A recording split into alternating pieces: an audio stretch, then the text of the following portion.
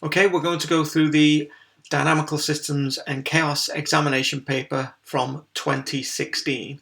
You'll notice I also have a window open for MATLAB, and the exam solutions are in this paper here on the right. So on the day of the examination, you will be asked to answer 5 questions. Each question is worth 20 marks. You can attempt more than 5 questions, and we'll give you marks for the best 5 questions. Okay, so we go on to question number 1. Question number 1A, you will always be asked to sketch a phase portrait for a linear system. And question 1B, you will always be asked to find a Poincaré map, so similar to this example here. So if we look at question number 1 in the solutions, we need to determine the type of the critical point at the origin. So there's one critical point at the origin because it's a linear system. X dot equals y dot equals 0 gives us the solution 0, 0. The Jacobian, it's already a linearized system, so the Jacobian, we can put this into MATLAB, is equal to 0.1 minus 0.2 in row 1, and minus 0.2 and 0.8 in row 2. To find the eigenvalues and eigenvectors, just do vect val equals eig of j. And then you can see that our first eigenvalue, lambda 1, is equal to 0.0469, and a corresponding eigenvector is given above that. To find the gradient of this eigenvector, we just divide change in y divided by change in x to find the gradient, and that will give us an unstable manifold. Okay, similarly, the second eigenvalue is 0.8531, and the corresponding eigenvector is here. Because both eigenvalues are positive, then you'll see that this is an unstable node. Okay, so this critical point is an unstable node, and the manifolds are given by the gradients of these vectors through the origin. The isoclines tell us where the flow is vertical and where it's horizontal. So dx by dt is 0 when y is equal to x over 2, so that gives us vertical flow.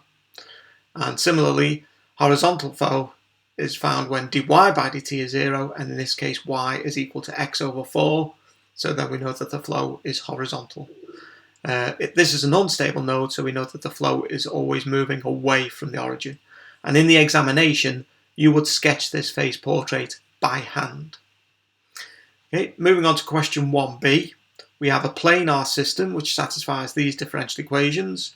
We know that r at 0 is 1 and theta at 0 is 0, and we want to determine a Poincaré return map for this system. So we need to solve differential equations.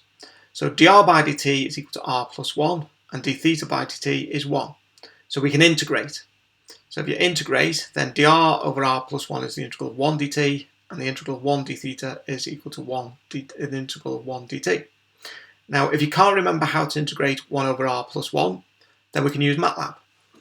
So we can say sims r to make, so MATLAB knows it's a symbolic object, and then we can integrate 1 divided by r plus 1, and then we integrate with respect to r. And you can see you get the answer log r plus 1.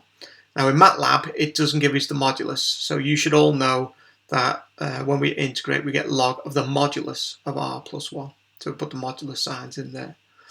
So that gives us the integral for the r, and similarly, we don't need to integrate this with MATLAB. The integral of 1 is theta, and the integral of 1 with respect to t is t, and we add our constants of integration.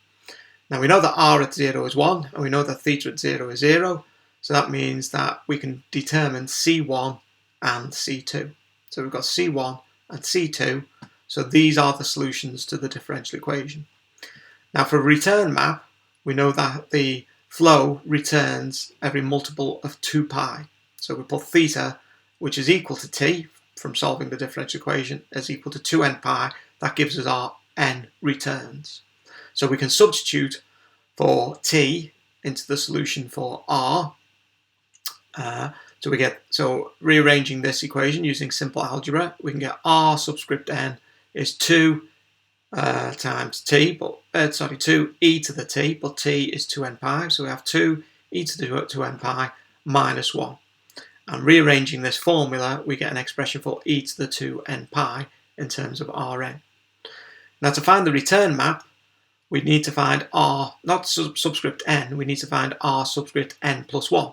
So replace this n with n plus 1, so that would mean we'd have a 2 e to the 2 n plus 1 pi minus 1. But we know what e to the 2n pi is. Simple algebra, if we substitute using simple algebra, then we get the final return map is r n plus 1 equals e to the 2 pi rn plus 1, and then subtract 1. That concludes the solutions for question number 1.